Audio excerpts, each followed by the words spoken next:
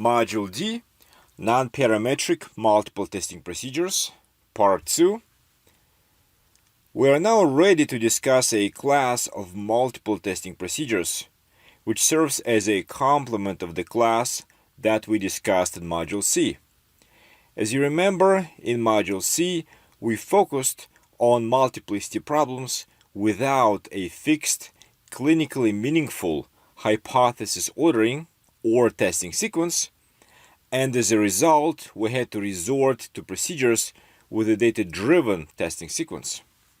In this module, by contrast, I will introduce stepwise procedures with a fixed or a pre-specified testing sequence. This class includes, as you see on the slide, the fixed sequence procedure, the fallback procedure, and finally a class of chain procedures, also known as graphical procedures. Section D1, stepwise procedures with a pre-specified testing sequence. This is the only section included in this module.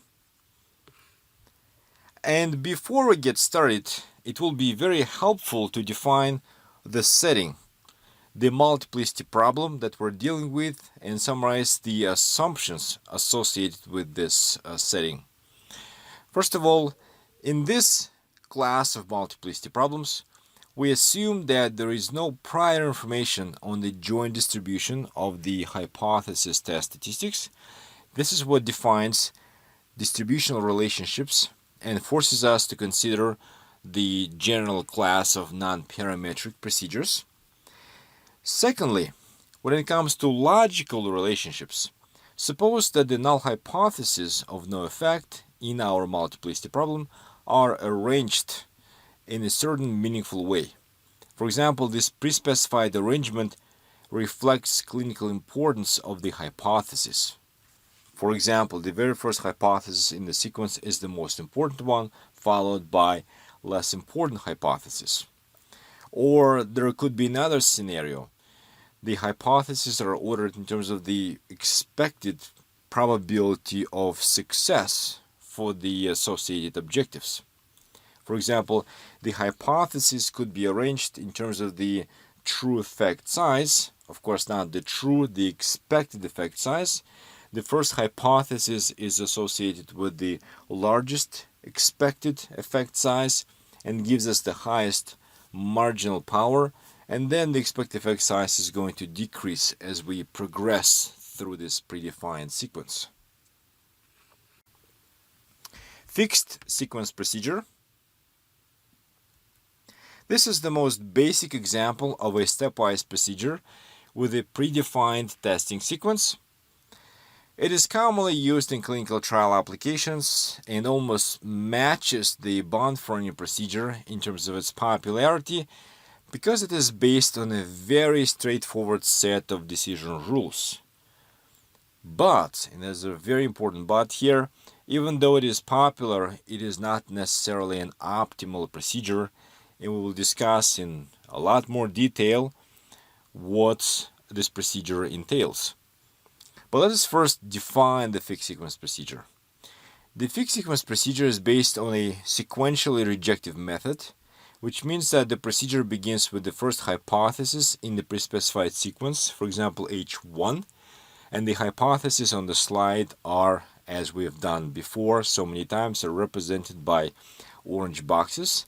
The first hypothesis in the sequence H1 is located at the left end of the sequence, and then beginning with this hypothesis, the other hypotheses are tested sequentially as long as the procedure continues to reject null hypothesis.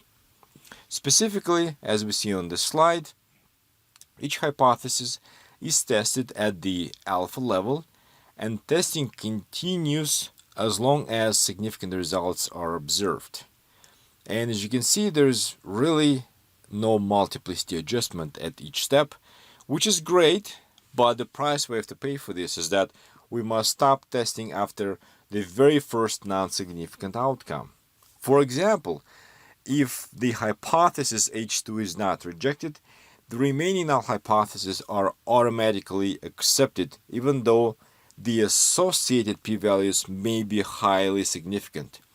That's what we call the single strike rule compared to a three-strike rule in baseball. A single strike and we are immediately out. This slide gives a formal definition of the testing algorithm used in the fixed sequence procedure. As I said on slide 7, testing begins with the first hypothesis in the sequence, which is H1. Please, I would like to point out that we're not using the parenthetical notation anymore. This is the first hypothesis in the pre-specified sequence. This is not the hypothesis that corresponds to the smallest or the largest p-value. And this hypothesis is tested at the full alpha level, and there is no explicit multiplicity adjustment simply because the hypotheses are to be tested using the sequentially rejective testing algorithm. And at each step, the corresponding hypothesis is rejected if its p-value is less than or equal to alpha, and in addition to that, all of the p-values that are placed earlier in the sequence were also significant. I think it would be helpful to go over the following quick exercise to help us understand the underlying decision rules, and I refer to the rules used in the fixed sequence procedure. What if we try, hypothetically, to apply the fixed sequence procedure to a multiplicity problem that arises in a group sequential clinical trial with 3 data looks? The first look is the first interim analysis. It is represented by the orange box on the left. It's followed by the second interim analysis, and finally on the right we see this orange box that corresponds to the final analysis at the very end of the trial. We have therefore 3 different null hypotheses of no effect to test at each of those data looks, and those 3 hypotheses are naturally ordered because they're tested sequentially, beginning with the null hypothesis at the first interim analysis. Since the testing sequence is fixed, the question is here, can we use the fixed sequence procedure and perform each analysis at the full alpha level? Why do we have to define complicated alpha spanning functions that are commonly used in group sequential trials? Well, of course, it's a kind of a tricky question. As you could have guessed, it would have been great to be able to perform those analyses sequentially, each at the full alpha level, without any multiplicity adjustment, but unfortunately, the answer to this question is no. Because to be able to protect the overall alpha, the family-wise error rate, the fixed sequence procedure must be applied in a sequentially rejective fashion. I've used this phrase several times already. And this phrase means that if we cannot reject a null hypothesis, there's going to be no more testing after that point. But in the context of group sequential clinical trials, this approach would not make any clinical sense, because if we reject the null hypothesis of no effect at an interim analysis, there's really no need to continue. The sponsor has already has enough evidence to claim that the treatment is effective. And therefore, the goals of multiplicity adjustment in the context of a group sequential trial are different from the goals that arise in clinical trials where the fixed sequence procedure is typically applied. As a quick illustration, we're going to apply the fixed sequence procedure to the type 2 diabetes trial. That's example 4. And in this case, as we've said before in module C, there are 3 doses compared to control, to placebo. And here we're going to assume that the null hypotheses for those 3 dose placebo comparisons are ordered before the trial starts. The testing sequence is fixed. Testing begins with dose 1, which is the highest dose in this clinical trial. And the table lists here the one-sided p-values for the 3 tests under scenario 1. We introduced this scenario in module C. And this scenario serves as an example of a favorable configuration for the fixed sequence procedure because, as we can see, there's evidence of a significant treatment effect at doses 1 and 2, the high dose and the medium dose. And as a result, as we see in this plot on slide 11, When we begin applying the fixed sequence procedure in a sequentially rejective fashion, we can see immediately that the first p-value in the sequence, p1, is significant at the alpha level, and here we're using again a one-sided alpha of 0.025. Therefore, H1 is rejected. The fixed sequence procedure then proceeds to the next hypothesis in the sequence, which is H2. This hypothesis is also rejected because P2 is below the alpha threshold.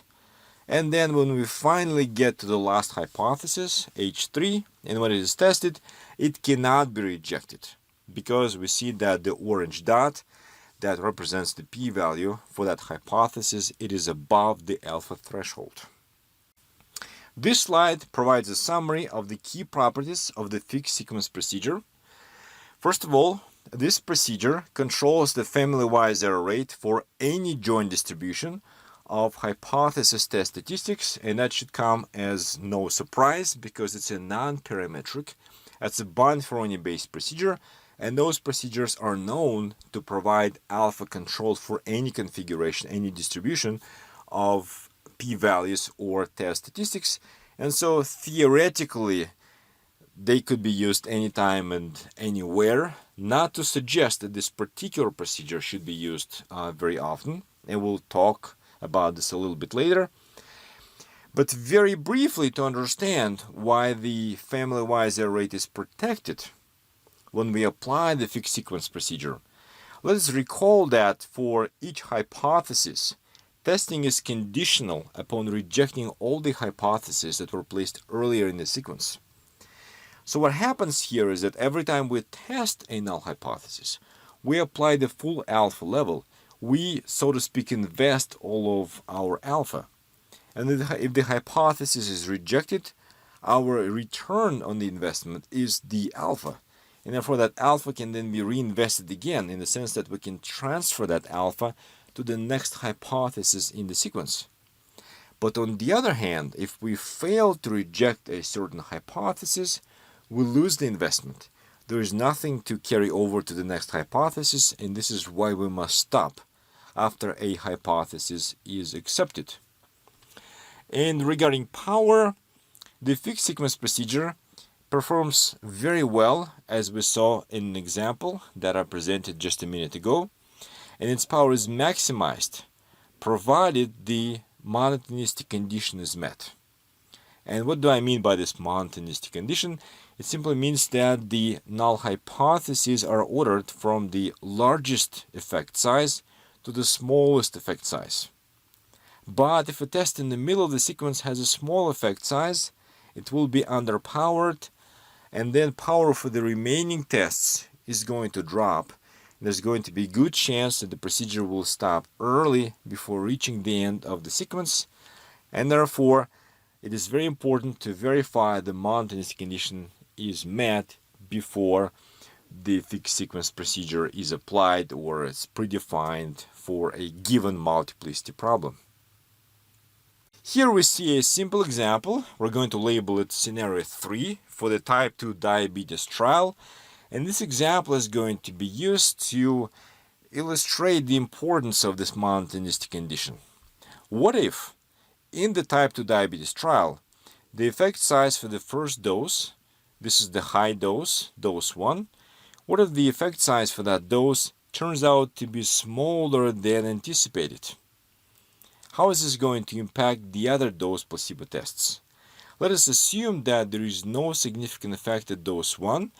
The associated one-sided p-value, as you can see on the slide, is 0.0291. It's slightly above the alpha threshold of 0.025.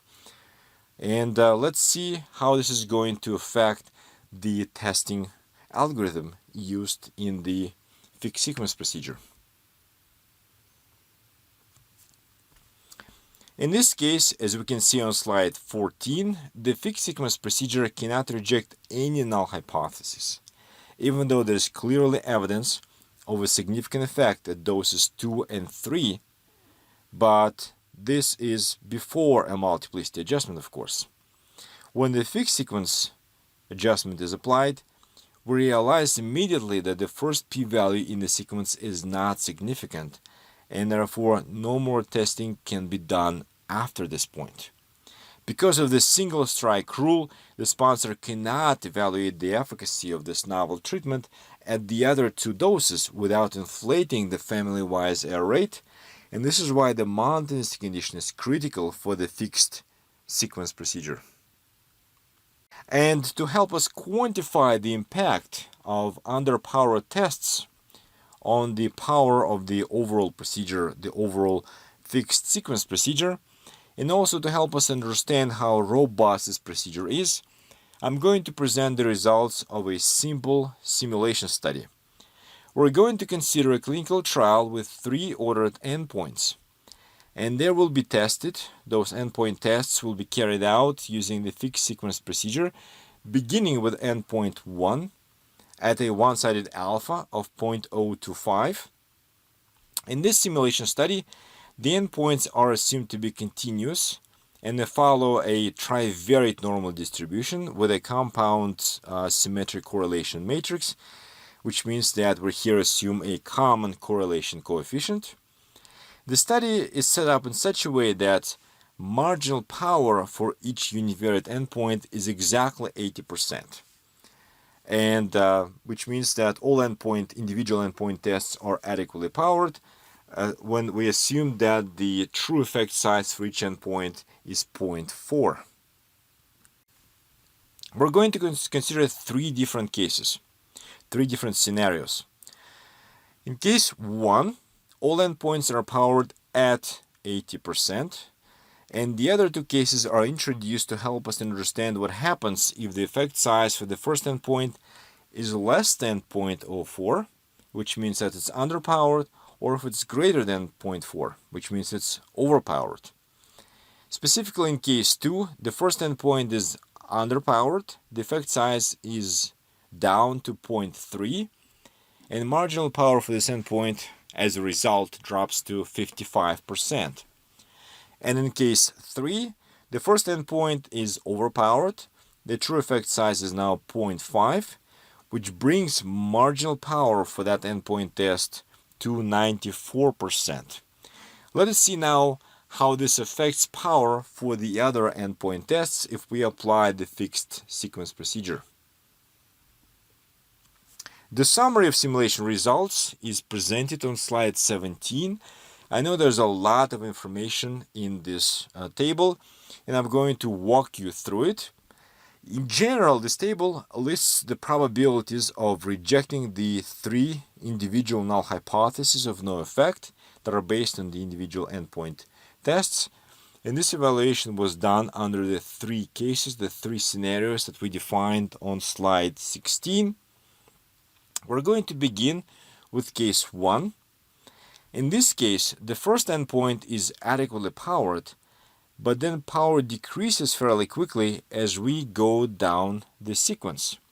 When the endpoints are strongly correlated, which corresponds to the case when the common correlation coefficient is 0.5, then power for the last endpoint drops to 61%, even though before this multiplicity adjustment, if you remember, marginal power for each individual endpoint test was 80%.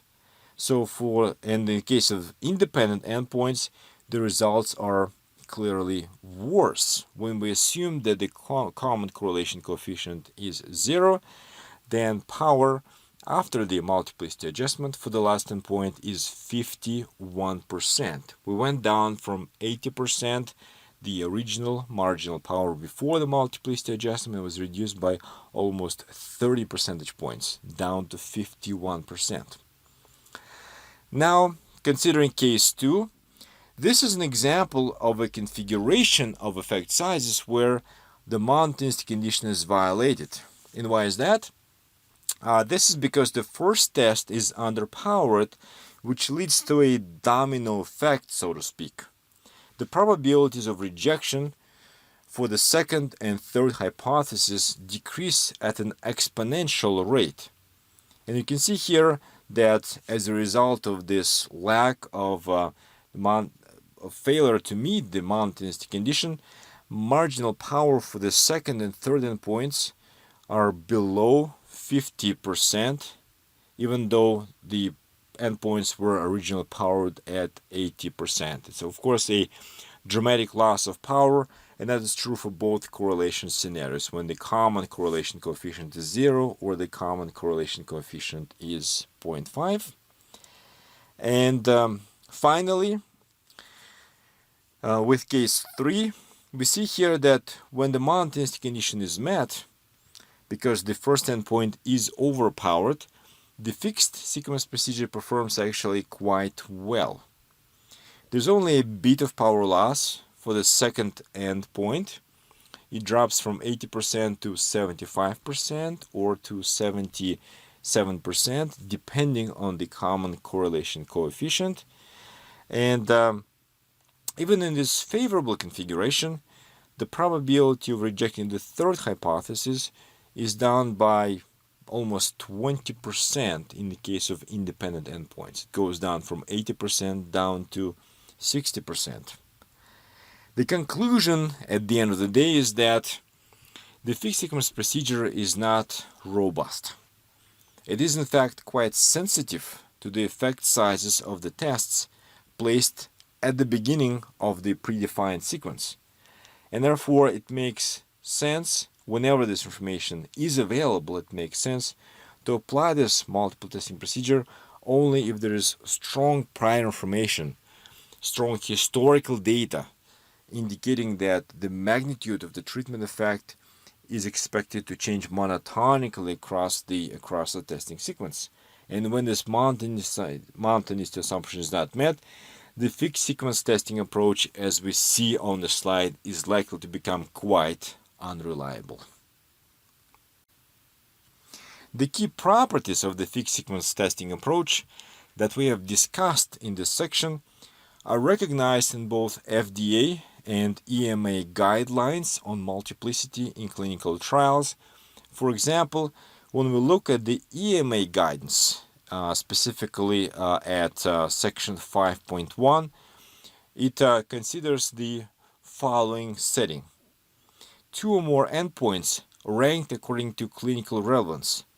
No numerical adjustment of each single hypothesis test is necessary. However, no confirmatory claims can be based on endpoints that have a rank lower than or equal to that variable whose null hypothesis was the first that could not be rejected. What is important for us to remember here is that no confirmatory claims can be pursued for the tests that turn out to be significant but are placed after a non-significant test, according to a prospectively defined testing sequence. This wording applies to a very broad class of multiplicity problems in clinical trials. For example, to trials with multiple doses of an experimental treatment that are tested versus the control. If testing begins with the highest dose, and that one, for some reason, perhaps due to tolerability reasons, it is not significantly different from the control, then testing must stop. Another example is clinical trials with 1 or more predefined populations of patients. Again, those populations may be tested sequentially using the fixed sequence approach, but the trial sponsor may not make any confirmatory claims based on populations in case there is no significant effect on the population with a higher rank that were placed earlier in the testing sequence that was examined earlier than the current population. This conclusion is fully consistent with the statement or recommendation made in the EMA guidance document. Along the same line, the FDA guidance presents the following warning when it comes to the fixed sequence procedure. Carefully selecting the ordering of the tests of hypothesis is essential. A test early in the sequence that fails to show statistical significance will render the remainder of the endpoints not statistically significant. It is often not possible to determine a priori the best order for testing, and there are other methods for addressing the multiplicity problem. And also a similar statement is found in section 4 of the FDA's draft guidance. it is stated in this section that although it may seem counterintuitive to ignore such an apparently strong result, to allow a conclusion of drug effectiveness based on a second endpoint would in fact be ignoring the first endpoint's result and returning to the situation of having multiple separate opportunities to declare the study a success. Such a post hoc rescue recreates the multiplicity problem, and it causes inflation of the study-wise type 1 error rate. Fallback procedure. The next procedure from the family of non-parametric procedures that we're going to discuss is the fallback procedure. If there's any uncertainty around the monotonicity condition, there are other good options to consider, for example, the fallback procedure. This procedure can be thought of as a flexible version of the fixed sequence procedure. It is an extension of the fixed sequence procedure in the sense that it is also derived from the Bonferroni. To define the fallback procedure, we will need to assign non-negative weights to the individual hypotheses in the multiplicity problem that we're considering, and the weights reflect the relative importance of the individual hypothesis.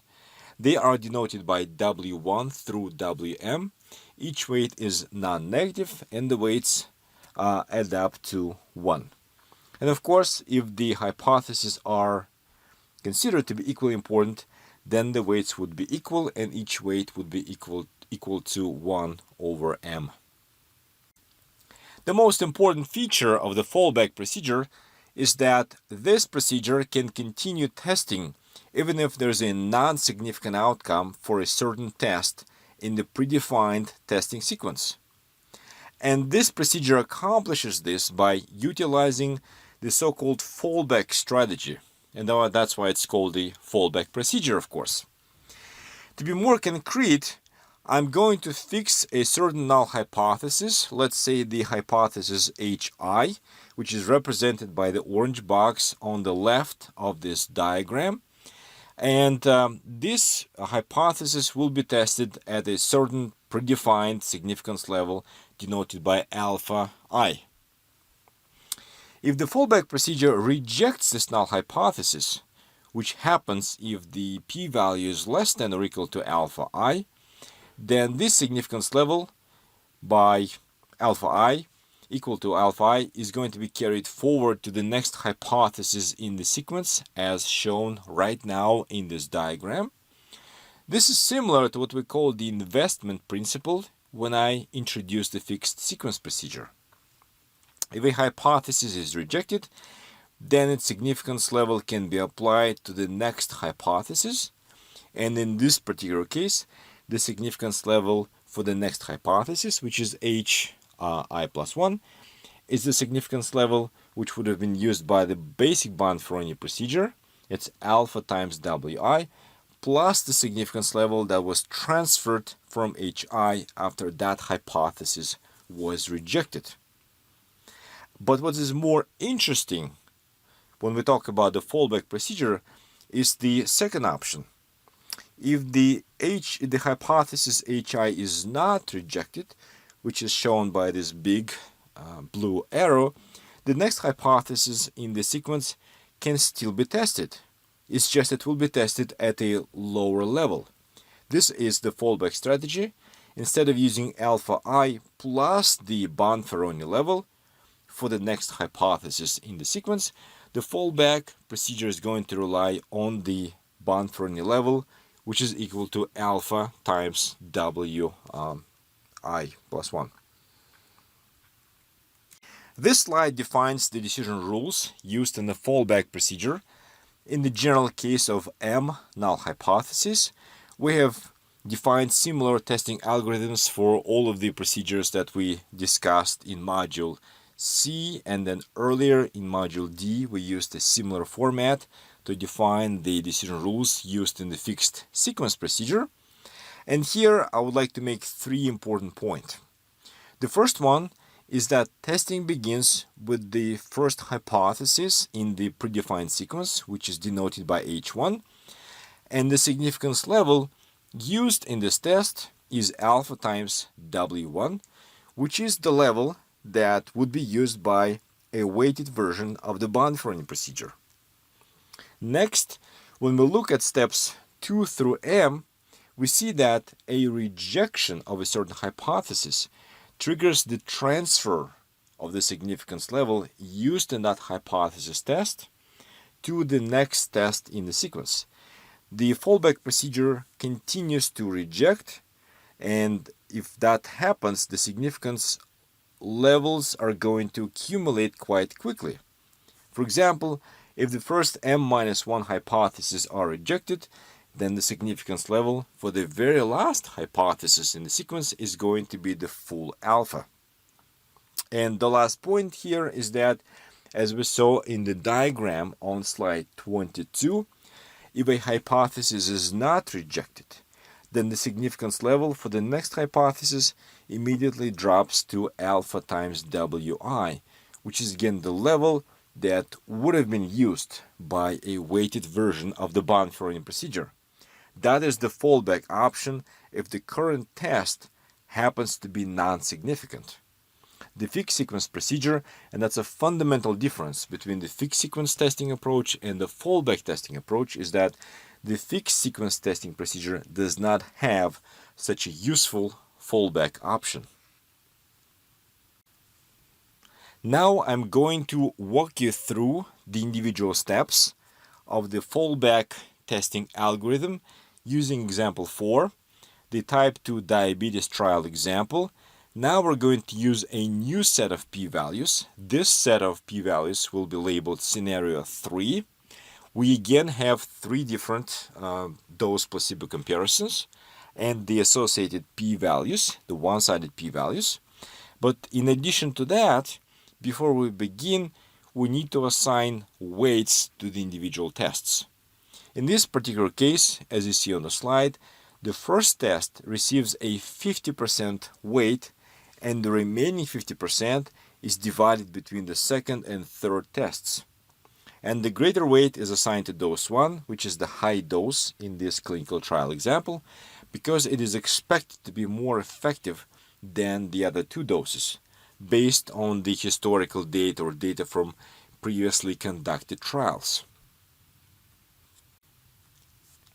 The diagram on slide 25 provides a visual summary of the underlying decision rules. Here we're looking at all possible outcomes of the tests for the hypothesis H1 and H2, and we can compute the resulting significance levels for the hypothesis H2 and H3. And for example, there's only one option for the hypothesis H1 because it's the first hypothesis, the first test in the sequence. It is always tested at the same level, specifically at alpha times W1. For H2, there are 2 different options. They depend on whether the hypothesis H1 is rejected or accepted. We would need to follow either a solid arrow, which corresponds to the case when the hypothesis is rejected, or the dotted arrow, which corresponds to the case when the hypothesis, the current hypothesis, is not rejected. And you can see here that the significance level for H2 is going to increase compared to H1 if H1 is rejected. And also there are 4 different options for H3. The significance level for the last hypothesis can be alpha, of course, if both H1 and H2 are rejected. This is the best case scenario. And the worst case scenario would be alpha times W3 when the first 2 hypotheses are not rejected, when they are accepted. On this slide and the next 2 slides, we're going to use the familiar plot that shows us the p-values for each one of the null hypotheses in this multiplicity problem. And here we're going to assume the p-values under scenario 3 that were defined 2 slides back. Those p-values are represented here by the 3 orange dots. I would like to point out one more time, since we're dealing with a fixed testing sequence, the hypotheses on the horizontal axis are the actual hypotheses as opposed to the ordered hypotheses that are based on the observed p-values. Testing here begins in step 1 with the first hypothesis in the sequence, H1, and in this particular case, based on the pre-assigned alpha level, which is alpha times W1, and that is equal to alpha over 2. Based on this pre-assigned significance level, the p-value is not significant enough, and therefore the conclusion for step 1 is that the first hypothesis in the sequence is accepted. This is not the end of the game for this fallback procedure, because unlike the fixed sequence procedure, this procedure utilizes a fallback strategy, and this fallback strategy is that if a certain hypothesis is not rejected, then the next one in the sequence will be tested at the pre-assigned level. This pre-assigned level is equal to the alpha times the predefined weight. In this particular case, that predefined weight was 25%, which results in the pre-assigned level of significance level of alpha over 2. And you can see here that the orange dot is slightly below the threshold, which is drawn at alpha over 2, which results in a decision to reject this null hypothesis, and then the significance level used in this test will then be transferred to the next hypothesis in the sequence. And this last hypothesis will be tested in step 3 based on the sum of the pre-assigned level, which is alpha times W3, and the significance level that was carried over from the immediately preceding hypothesis, which was H2. We can verify here quickly that the sum is equal to alpha over 2. The orange dot that corresponds to the p-value associated with H3 is below this resulting threshold of alpha over 2, and therefore the fallback procedure rejects this hypothesis H3 in the last step. And to summarize, the fallback procedure certainly looks more flexible than the rigid fixed sequence procedure. It does, you can see, it tries to adapt to the patterns that it finds in the data. Let us now review the key properties of the fallback procedure. Since the fallback procedure is non-parametric, just like any other non-parametric procedure, it is derived from the Bond-Ferroni, and therefore it would control the family-wise error rate for any joint distribution of hypothesis test statistics. It is a very important property.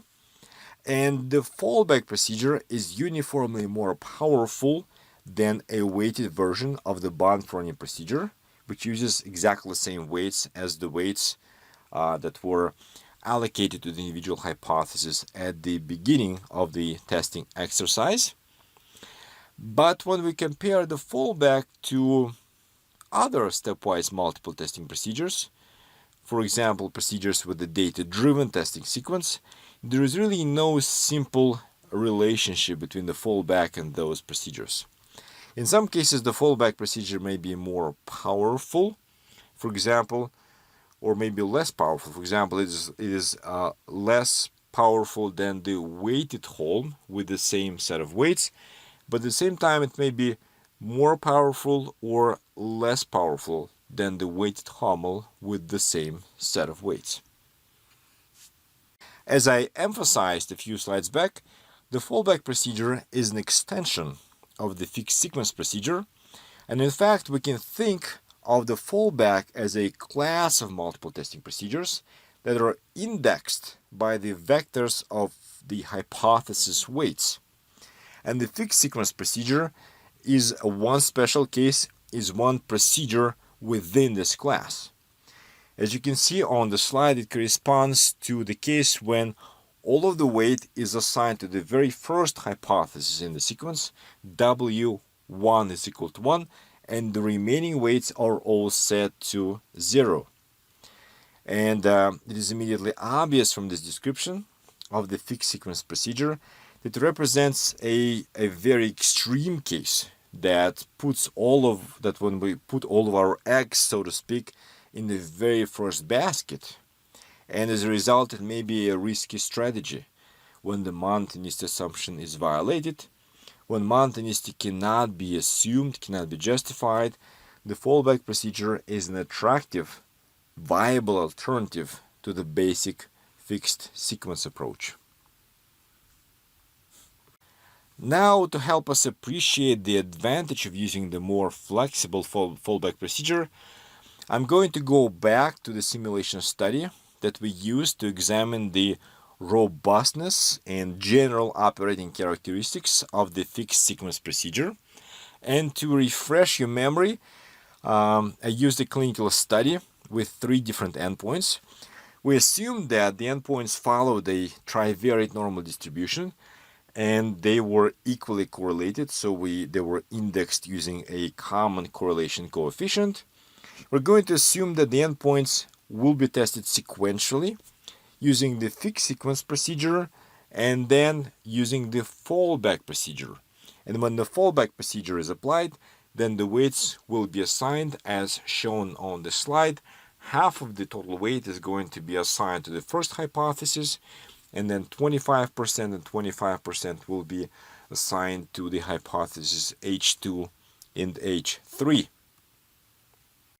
Here's a summary of the simulation study, and I fully recognize that there's a lot of information in this table, so I'm going to walk you through it. And at first, let's take a look at the second column under the heading Fixed Sequence Procedure. This column shows the probabilities of rejecting the 3 individual null hypotheses. These are marginal powers when the multiplicity adjustment relies on the fixed sequence procedure. This information is exactly what we discussed on slide 17. And the third column under fallback procedure displays the probabilities of rejecting the 3 null hypotheses based on the fallback procedure. Our goals here will be to compare and contrast the results presented in those 2 columns in 3 different cases or under 3 different scenarios that we introduced earlier. And we're also going to differentiate between the cases when the endpoints are independent, when the common correlation coefficient is 0, or when they are moderately to strongly correlated, which means that the common correlation coefficient is 0.5.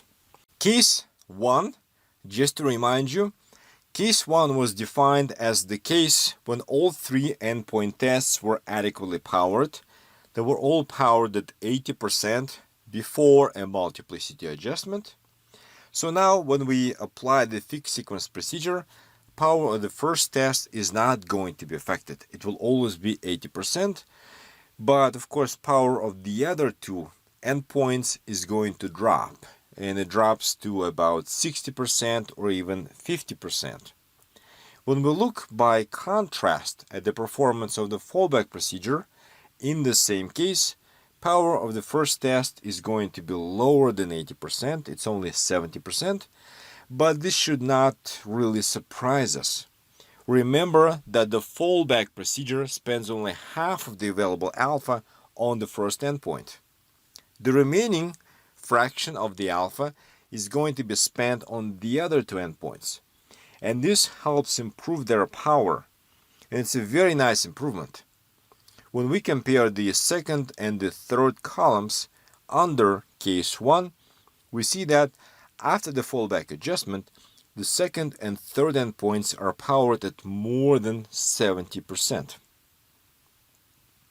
Case 2 is almost the least favorable configuration for the fixed sequence procedure. And that is because the first endpoint is underpowered, and this causes a substantial power loss for the second and third endpoint tests. We see that power is extremely low. It drops to 40 and even 30%. But thanks to the fallback option, when we switch to the fallback procedure, we realize that this procedure manages to nicely recover when it comes to the second and third endpoints. If we compare cases 1 and 2, There's very little difference as far as the probabilities of rejecting the second and third hypotheses are concerned. Those numbers are very close to each other. The difference is just a few percentage points. And this is despite the fact that the first endpoint is underpowered. If you remember, under this scenario, when we look at case 2, marginal power for the first endpoint test actually goes down from 80% to 55%. And this shows us how robust the fallback procedure is. The last case, case 3, is a favorable configuration for the fixed sequence procedure because the monotonicity condition is met in this setting. The first endpoint is powered at 95%. And as a result, power of the second and third endpoints declines fairly slowly. The fallback procedure also performs quite well in this case. There is a little bit of power loss for the first endpoint. It drops to 90% from 94%. Once again, because the fallback spends only half of the alpha on this endpoint. And the results for the second and third endpoints are either comparable to the fixed sequence procedure, or sometimes they're even slightly better. So to summarize, when we review those 3 cases that represent either almost the least favorable configuration or sometimes a favorable configuration for the fixed sequence procedure, when we summarize those simulation results, we see that the fallback procedure provides flexibility and more stable performance with a little bit of power loss for the first endpoint compared to the basic fixed sequence procedure. Now I'm going to introduce another class of Bonferroni-based stepwise multiple testing procedures with a pre-specified testing sequence. As I said a few minutes ago, the fallback testing algorithm actually defines a class of procedures, and the fixed sequence procedure is simply a special case of this general class. And now it turns out that we can consider yet another extension, a superset of fallback procedures. We can extend the class of fallback procedures and define a more general class that takes general or arbitrary logical relationships among the null hypotheses of interest into account. This approach enables clinical trial sponsors to build very flexible testing strategies. These testing strategies or testing procedures are known as either graphical procedures or chain procedures. I personally prefer to use the term chain because the underlying testing algorithm is similar to a discrete random process, also known as a chain. For example, we've all heard of Markov chains.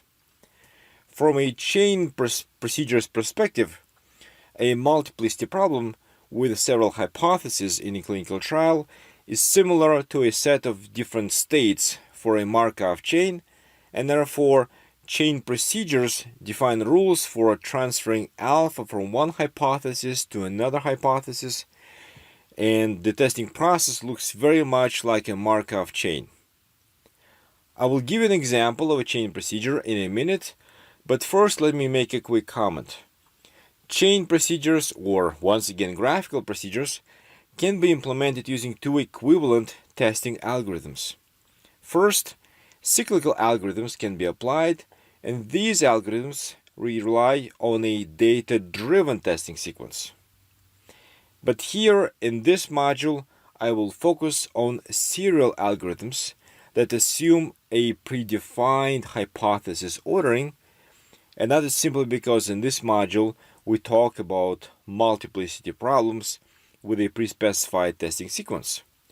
I would like to emphasize that the 2 testing algorithms are mathematically equivalent to each other, and they lead to the same set of conclusions and the same set of adjusted p-values.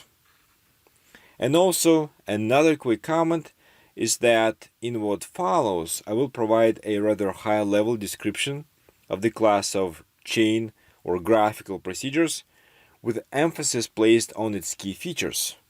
A much more detailed discussion of chain procedures in advanced multiplicity problems, For example, in clinical trials with ordered endpoints, such as the primary endpoints and several secondary endpoints, and lots of additional technical details, a very close look at the underlying testing algorithms. All of this will be provided in the follow-up course, Part 2. To help motivate the general class of chain procedures, to use an example, let's come back to our favorite example again, this example 4, based on a phase 3 trial in patients with type 2 diabetes. In this trial, with 3 dose placebo comparisons, the trial sponsor would like to pursue claims of treatment effectiveness at all 3 doses. And if there is evidence of a beneficial effect in one dosing arm, this will result in a successful trial. So from a regulatory perspective, the 3 dose placebo comparisons are interchangeable. But from the testing perspective, the comparisons may not be equally important. To help the trial sponsor maximize the probability of success in this trial and maximize the market impact of this novel treatment, it will be important to account for the fact that the high dose, for example, which is dose 1 in this case, is more likely to be effective than the other 2 doses. This is the first assumption that we're going to make to build an efficient chain procedure.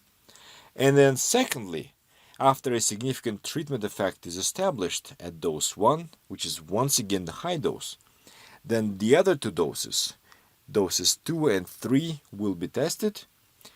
And finally, when those doses 2 and 3 are tested, dose 2, which is the medium dose, is more important. It is more promising than dose 3, which is the low dose.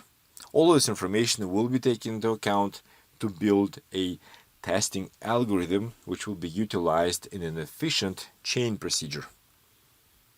Let us see if a testing strategy of this kind can be implemented within the class of fallback procedures.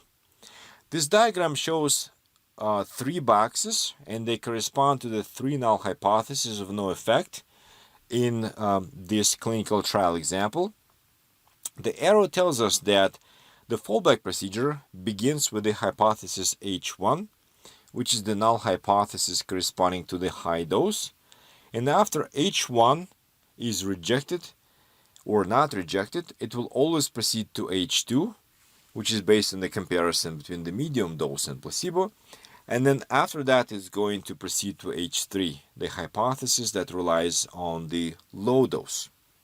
A very important feature of this fallback procedure is that the null hypotheses are tested sequentially, the first, then the second, and the third, and the underlying algorithm is not flexible enough to support more complex logical relationships.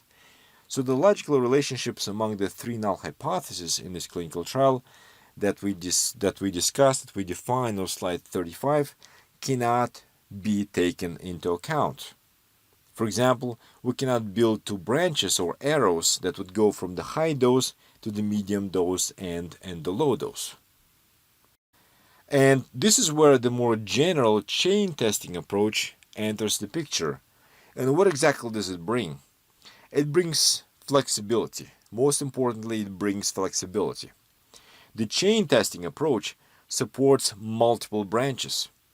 If the trial sponsor needs the most important null hypothesis, which is H1 in this case, to be tested first, followed by the less important null hypothesis H2 and H3, then those logical relationships can be fairly easily taken into account, as we can see on this diagram. The error rate, alpha, will be carried from H1 forward to both H2 and H3, and you can see that if you follow the solid arrows that connect the box on the top to the 2 boxes at the bottom of this diagram.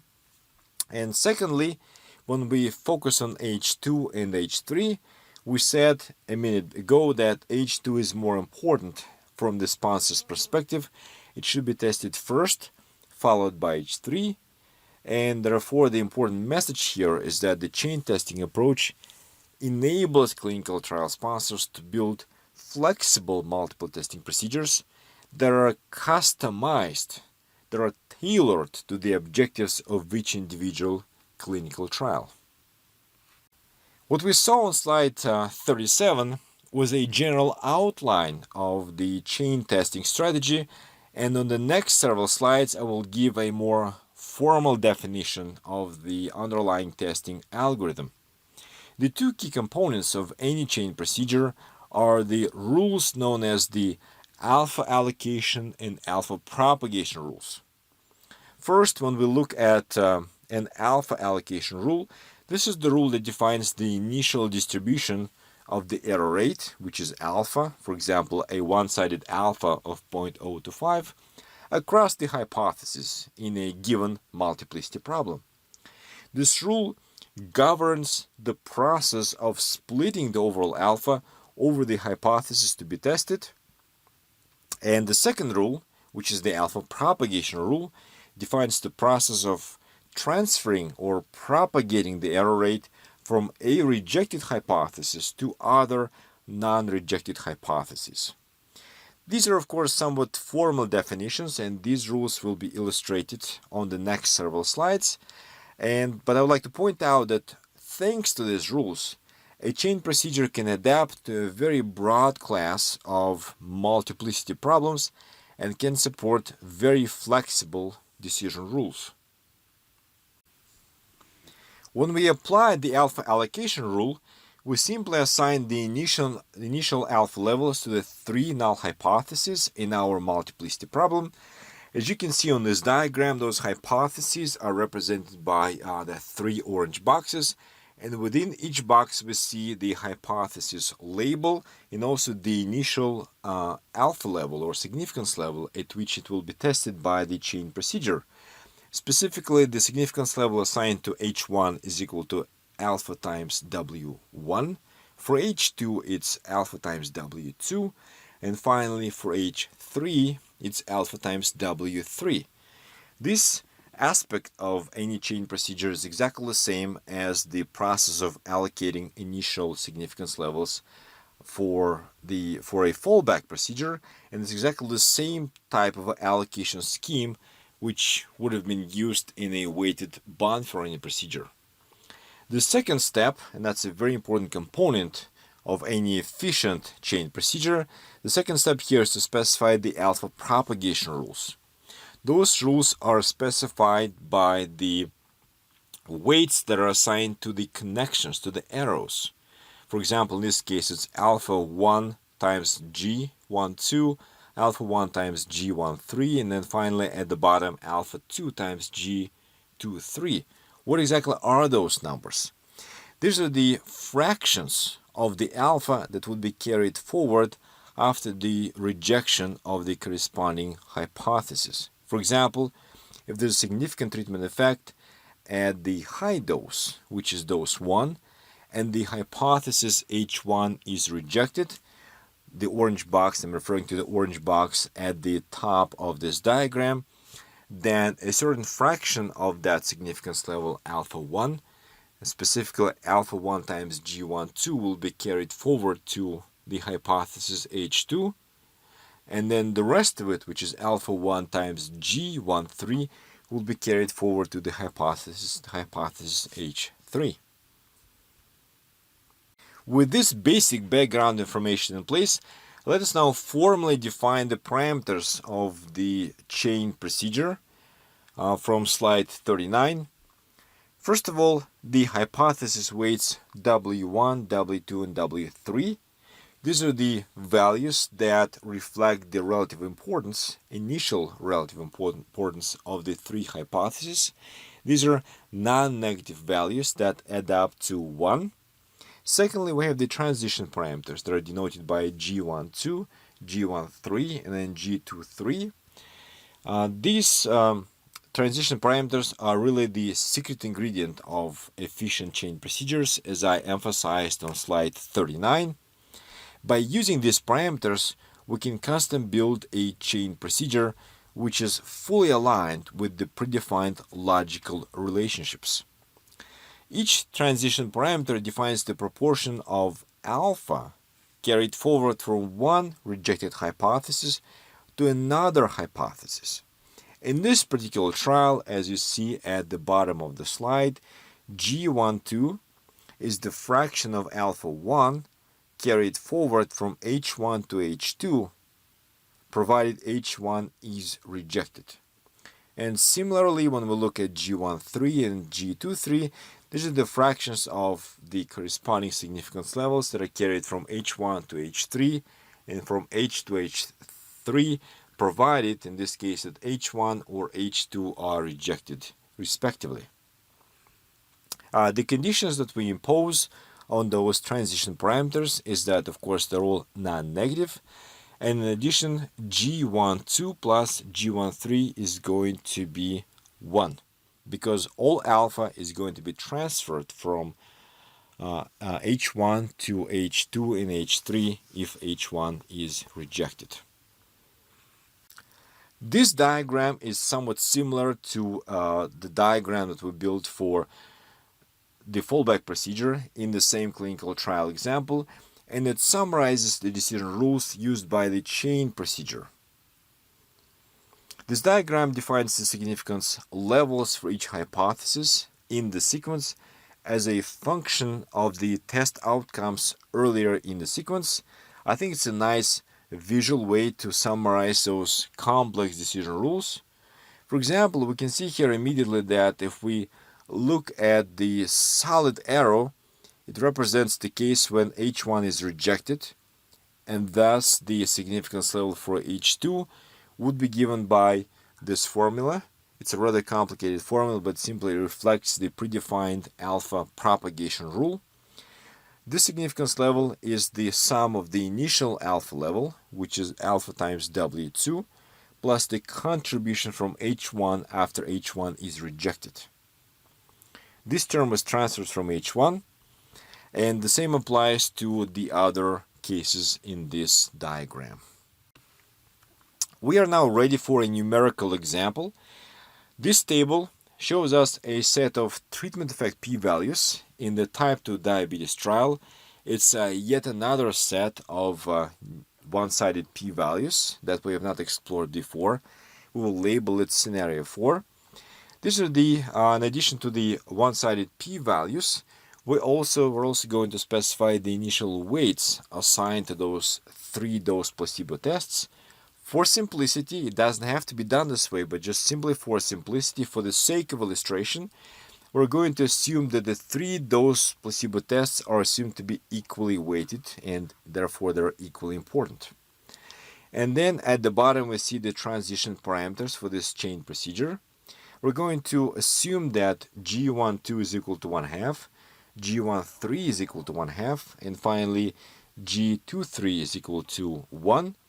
That means that after we reject the null hypothesis of no effect at the high dose, which is dose 1, then the resulting significance level is going to be split equally between the hypothesis of H2 and H3. And finally, G23 is equal to 1 simply because all alpha will be transferred from dose 2 to dose 3 after a significant effect at dose 2 is established.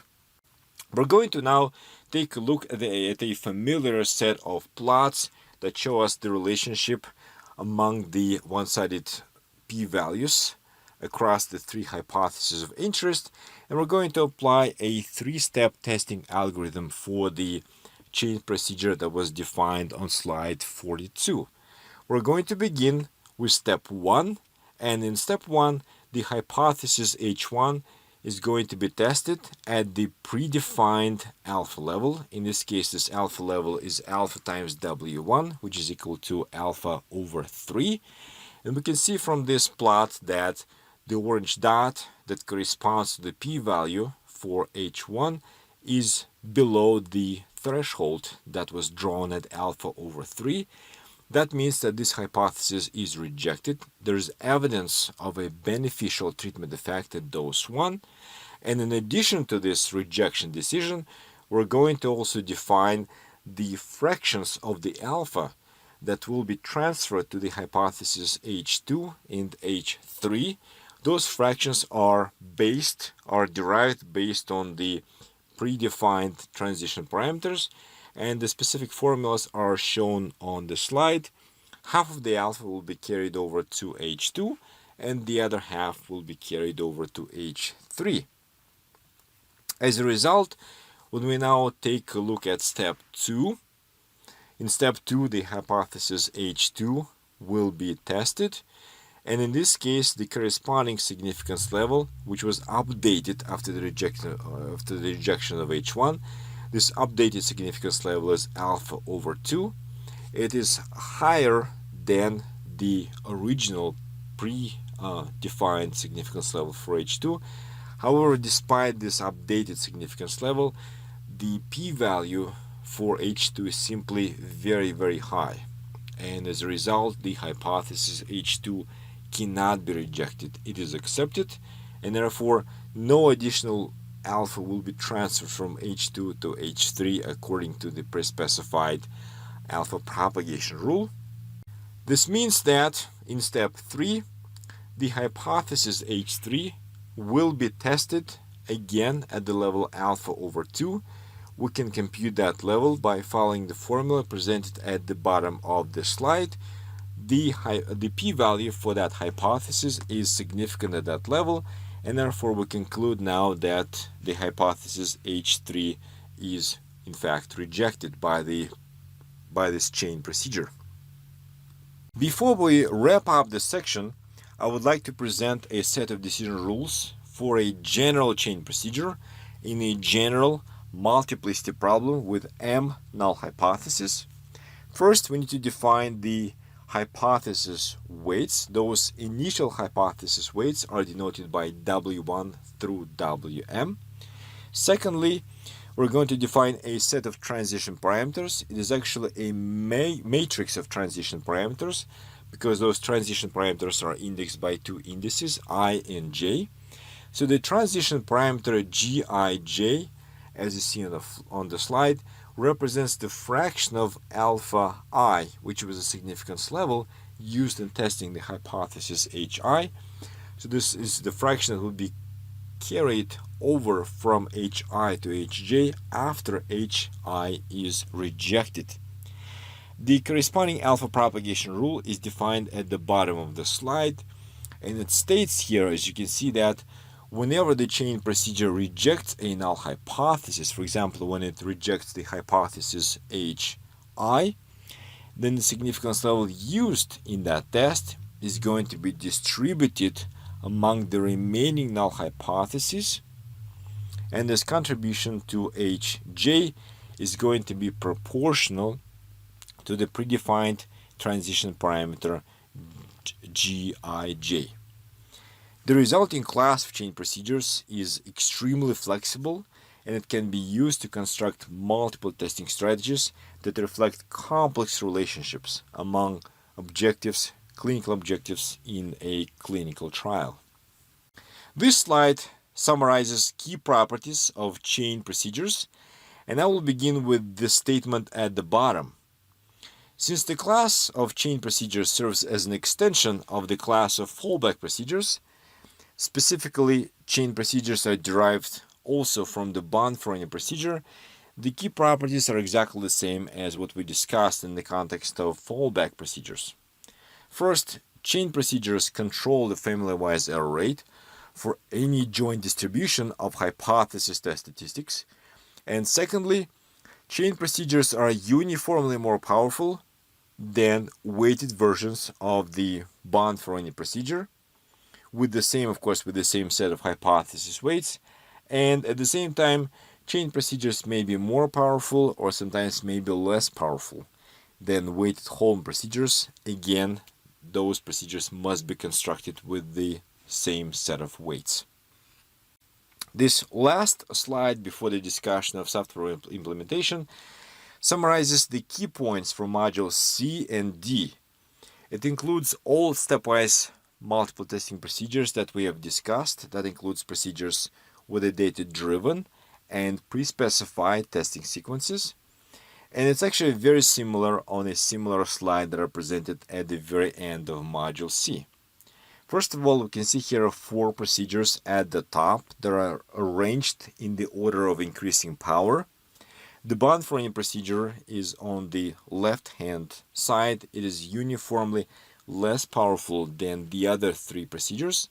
And the Hobel procedure is placed at the right-hand side because it is uniformly more powerful than the other 3 procedures. And now I'm going to add the fallback and chain procedures in a separate box at the bottom of this diagram. And this box shows that the fallback/chain procedures are clearly better than the basic bond forming procedure. They're generally comparable to the Holm procedure, Hogberg, and Hummel procedures, in the sense that sometimes they can provide a power advantage over the Hogberg and Bonferroni, or sometimes they could be less powerful than the Hogberg and Hummel procedures. And this is why the box representing the fallback chain procedures is shifted slightly to the right. These procedures are in the same league as powerful stepwise procedures that we introduced in Module C. Software implementation section. And now we are ready to talk about software implementation of the stepwise procedures with a pre-specified testing sequence, specifically the fixed sequence, fallback, and general chain procedures. I would like to begin by saying that as of this time in SAS version 9.4, these procedures are not supported by standard SAS stat procedures, but there are 2 macros that were written by me to support these popular multiple testing procedures. First, the pval-proc macro, which I introduced in Module C. It also supports the fallback and fixed sequence procedures. And there's also a standalone macro, chain server macro, which implements general serial chain procedures, for example, chain procedures with a pre-specified testing sequence. The fixed sequence, fallback, and general chain procedures can also be implemented in R using the Mediana package. The adjusted p-values function supports these stepwise procedures, and I will provide multiple examples later in this module. We're going to use the following set of one-sided p-values based on the individual dose-placebo comparisons from example 4, which is again based on the type 2 diabetes trial. This particular set of p-values was introduced earlier and was labeled scenario 4. In addition to those numerical values, I'm going to point out that we assume for simplicity that the individual comparisons or the individual hypotheses in this multiplicity problem are assumed to be equally important, and therefore the hypothesis-specific weights are all set to 1/3. As in Module C, if we would like to invoke the pval-proc macro, we need to set up a data set with the raw p-value for each hypothesis and the hypothesis-specific weights. Once again, we assume here that the hypotheses are equally weighted, and therefore the input data set called EX4 is defined as shown on the slide. This data set, EX4, is passed to the pval-proc macro. We call this macro. It produces a data set with multiplicity adjusted p-values, ADJP, and then we can print the resulting adjusted p-values. I would like to add that the data set also contains multiplicity adjusted p-values based on the fixed sequence procedure, and the variable name that we would need to use if we were interested in the fixed sequence procedure is shown at the bottom of the slide. But now we're going to focus on fallback adjusted p-values, and the output produced by the pval-proc macro is displayed on slide 55.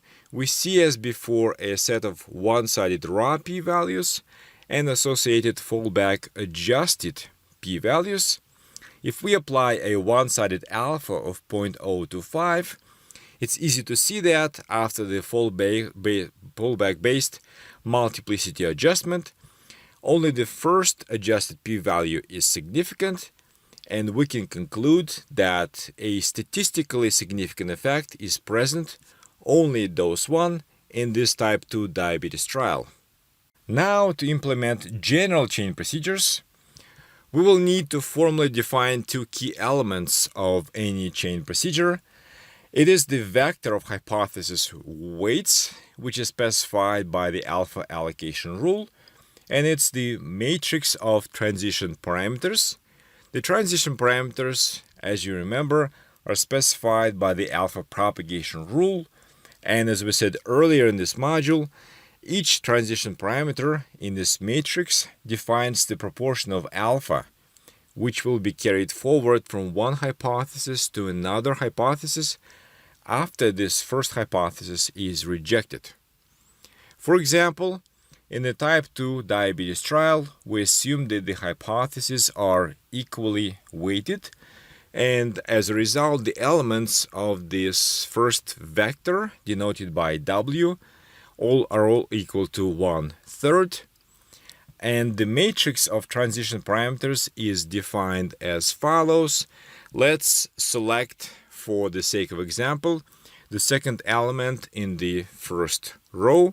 This element is equal to 0.5, and that means that after the first hypothesis in this multiplicity problem is rejected, and it's the first hypothesis because we're looking at the first row in this matrix, then half of the significance level used in that test will be allocated to the second hypothesis because we're looking at the second column here, and the remaining 1/2 will be allocated to the third hypothesis in this multiplicity problem.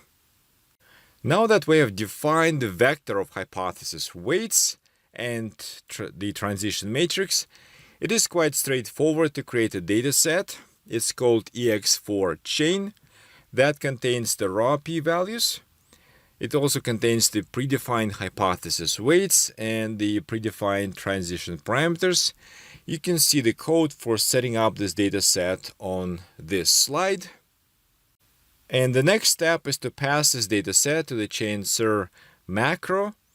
After we call this macro, it produces a data set with adjusted p-values. And the output of this macro is shown on slide 59. As before, we see here a column of the raw p-values as well as the multiplicity adjusted p-values based on this particular chain procedure. And we also see that with this chain procedure, two null hypotheses can be rejected at a one-sided alpha of 0.025, and we can specifically claim a significant effect at dose 1 and dose 3. And it is useful to remember that with the same set of p-values, when we apply the fallback procedure a few slides back, then the fallback procedure was able to reject only one null hypothesis. We're now going to switch from SAS implementation issues to R implementation issues, and we will begin with the implementation of the fallback procedure. We will use the adjust p-values function from the Mediana package. And this function treats the fallback procedure as a special case of chain procedures. As a result, to compute adjusted p-values based on the fallback procedure, in example 4, we will need to define the vector of hypothesis weights. It is denoted by W on the slide, and also the matrix of transition parameters denoted by G. The weights and transition parameters for example 4 are defined on this slide. As you may remember from Module C, to call the adjust p-values function, there are two required objects. The first one is raw p, it's the vector of raw p-values. And secondly, the second parameter, proc, defines the multiple testing procedure. In this case, it is set to chain adjust to implement a multiplicity adjustment based on a general chain procedure. The last parameter, par, is an optional parameter. This parameter defines other parameters that may be required by specific multiple testing procedures. In this particular case, this optional parameter is actually a list, and it includes the vector of hypothesis weights and the matrix of transition parameters for this fallback procedure that we defined on slide 60. This slide shows the adjusted p-values based on the fallback procedure.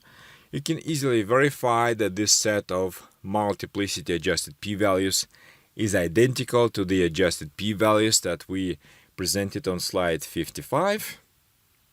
And we can call the same function adjust p-values to compute adjusted p-values using the chain procedure.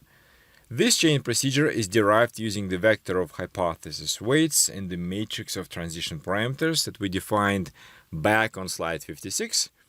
We just need to define these two objects and then pass them to the adjust p-values function along with the vector of raw p-values, and the adjust p-values function computes, as before, a vector of chain adjusted p-values.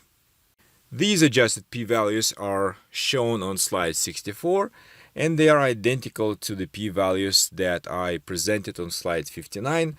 Those p-values were computed using a SAS macro.